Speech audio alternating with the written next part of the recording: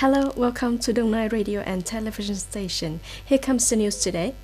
On the afternoon of November 26, Mr. Cao Tianzung, Deputy Secretary of the Provincial Party Committee and Chairman of Đông Nai People's Committee, worked with Khmer District on the socio-economic situation, national defense and security in 10 months of 2019. According to the report, in the first 10 months of 2019, the production value of industries in Khmer increased. The economic structure of the district shifted in the right direction. Budget revenue reached the set plan. Performing well the work of caring for policy beneficiaries, the rates of high school graduates will reach over 94%, complete the military targets in 2019. Mr. Cao Tianzung highly appreciated the results that the district has achieved and emphasized some issues such as the district needs to learn from experience in the prevention of African swine fever, dengue fever, hand, foot and mouth disease. He agreed to add Xuân Quế Industrial Park and Xuân Tây Industrial Cluster to exploit the potential of economic development in the district. According to the report of Foreign Investment Department, Ministry of Planning and Investment, in the first 11 months of 2019, the total newly registered capital, adjusted and contributed capital to purchase shares of foreign investors (FDI) reached more than 31 billion 8 million USD, up 3.1% as compared to the same period in 2018.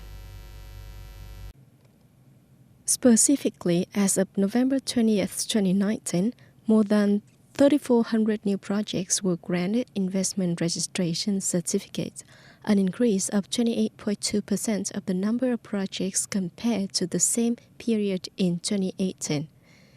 Total newly registered capital reached 14 billion USD, equaling 93% as compared to the same period in 2018.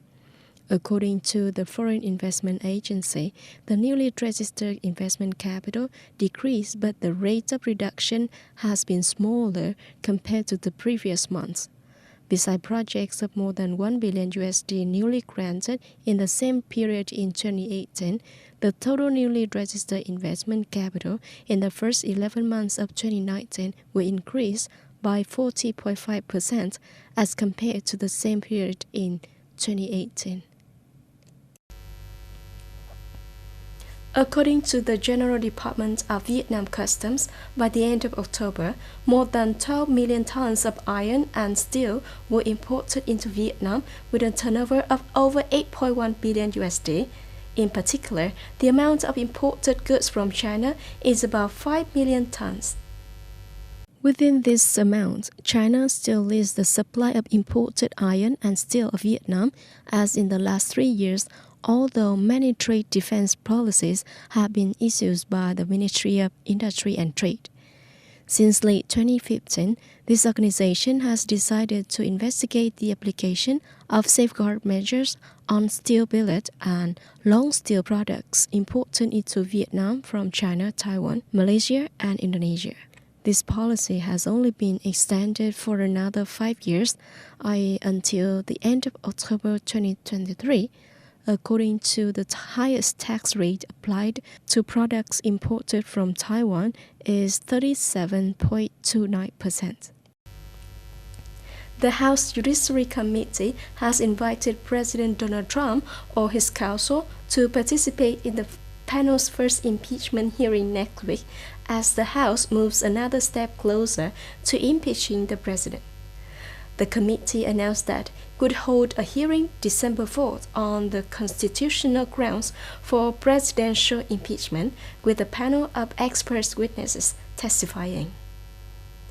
The notice states that the U.S. House of Representatives Judicial Committee will conduct a hearing with legal experts, thereby discussing the historical and legal basis of the impeachment process, analyzing and considering whether the present testimony is enough to continue with Phase 4, which is to draft a provision for President Trump to leave office and vote in the House of Representatives.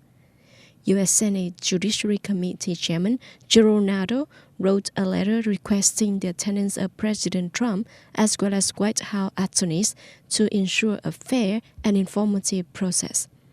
The identity of the legal experts involved in the hearing has not been disclosed.